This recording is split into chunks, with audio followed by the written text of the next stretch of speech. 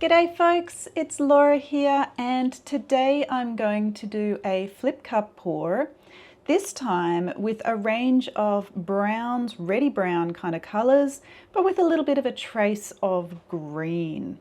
So the colours that I'm going to be using today are iridescent green yellow from Pebeo, burnished copper, burnt umber, brown earth, fawn, unbleached titanium, and titanium white.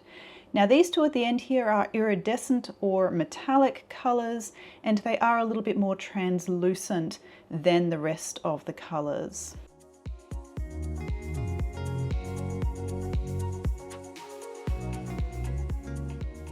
Now with this burnt umber colour, because it is such a deep, rich colour, I'm only going to be using a tiny amount of it within this acrylic pour.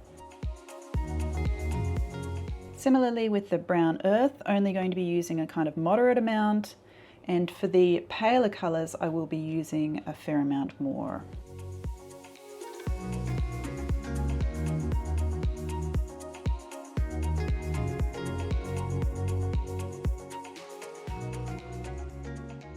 So I'm going to be using my standard pouring medium for this. I'll link to a video on how to make this if you're interested.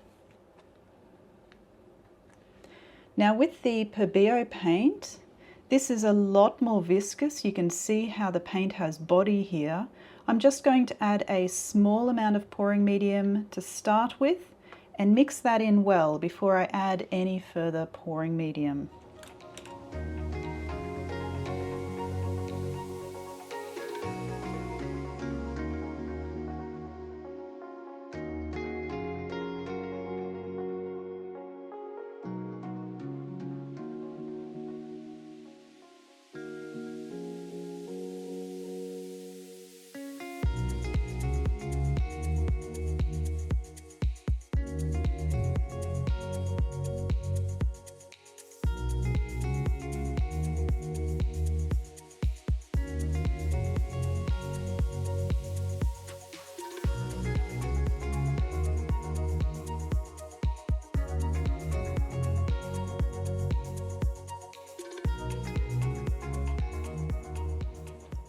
Now in general, my pouring medium tends to be very fluid, and I like that because it allows the layers to actually have some mixing. But there are a few colours in here that I'd like to be just a little bit more robust or more contained and less spreading throughout the painting. And they include the iridescent colours as well as the darker colours, because I don't want to contaminate the entire painting with those darker colours. So what I'm actually going to do, on top of having used my pouring medium, is I'm going to add just a small amount of the thickest component of my pouring medium, which is the neutral base, the wall paint, to some of these colours. Now this Pebeo paint is already quite viscous, so I don't need to add any additional to that, but I will add some to these three colours.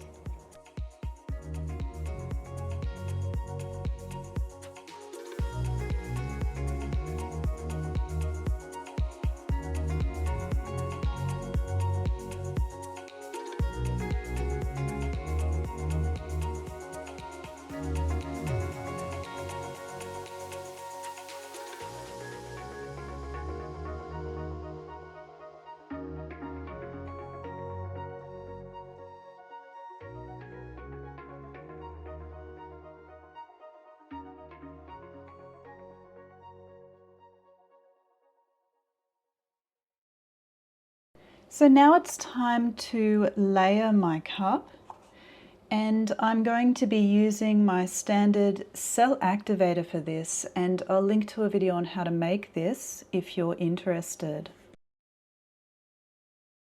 So I'm going to start by putting a generous layer on the bottom of the cup. Now with this set of colours, I am fully aware that I have both a green and some reddy kind of colours, the red browns or the metallic burnished copper. I'm less concerned about that for this particular painting, and the reason is because this is an iridescent and it's got little tiny mica flakes in it. This means that it doesn't blend quite so much as a normal pigment would when it comes into contact with its colour complement, the red kind of colours. So although I am, not so worried about it, I am still going to separate these colours just a little bit, and that's why I have these other colours here.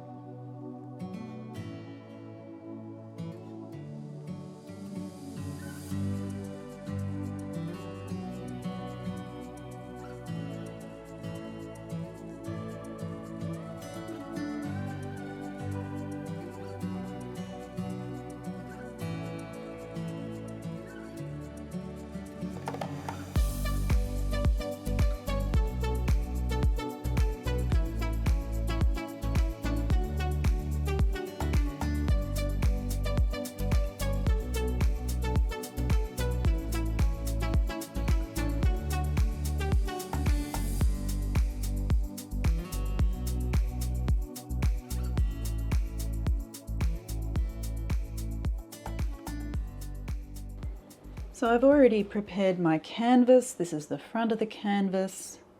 This is the back of the canvas, and I've added painter's tape as well as giant push pins.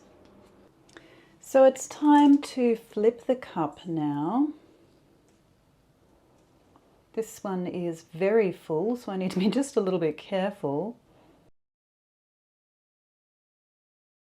Yep, I lost a little bit over the side there, but that's okay.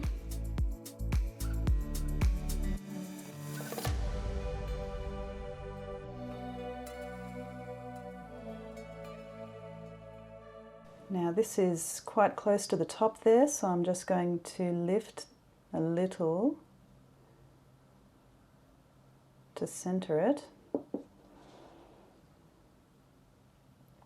and get the rest of the paint out of the cup.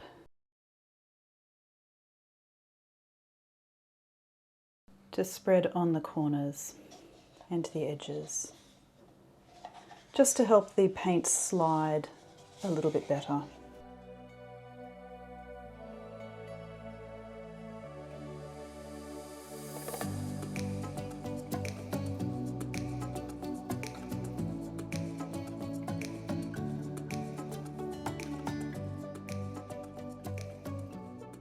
So I've managed to get a lot of that burnished copper coming to the surface in the center here, which is quite interesting, and I've got traces of the green as well. So what I'm going to do to start with is pop these bubbles using my heat gun, and then center the paint just a little bit, and then I might spin it out as we are, because we do have some beautiful traces of stripes and patterns happening at the edges here, which I'm not super keen to lose. So we'll see whether we can retain those or not.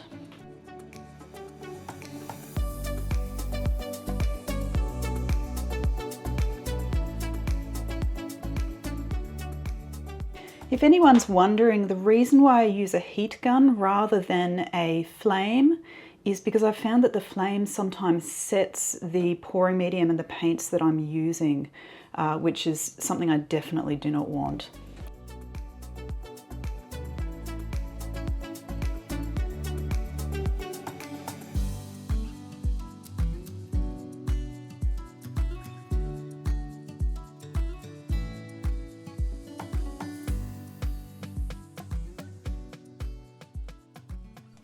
Okay, I'm going to spin this now and just see if I can get the paint a little bit closer to the edges.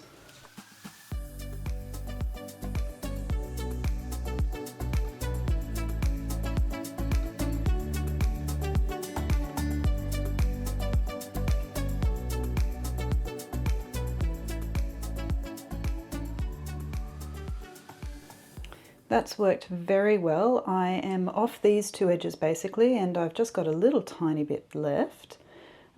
So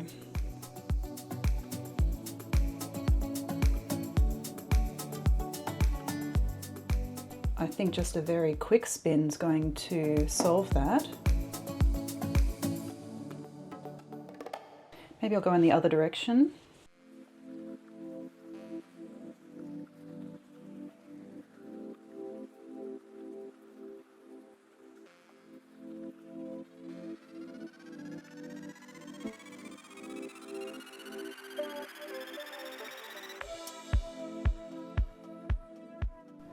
Wowee, there we go. I'm so close to these two corners, I'm not going to worry about spinning again.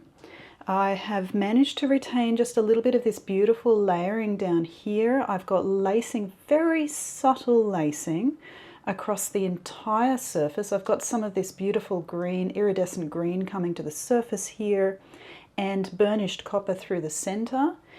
So overall, I think it's got a beautiful gradation kind of effect.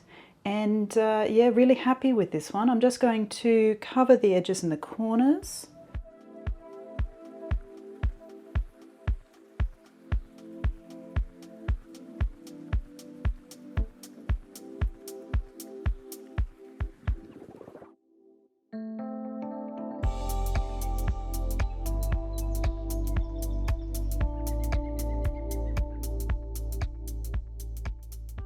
And then I'm just going to take off some of the paint from underneath the edges.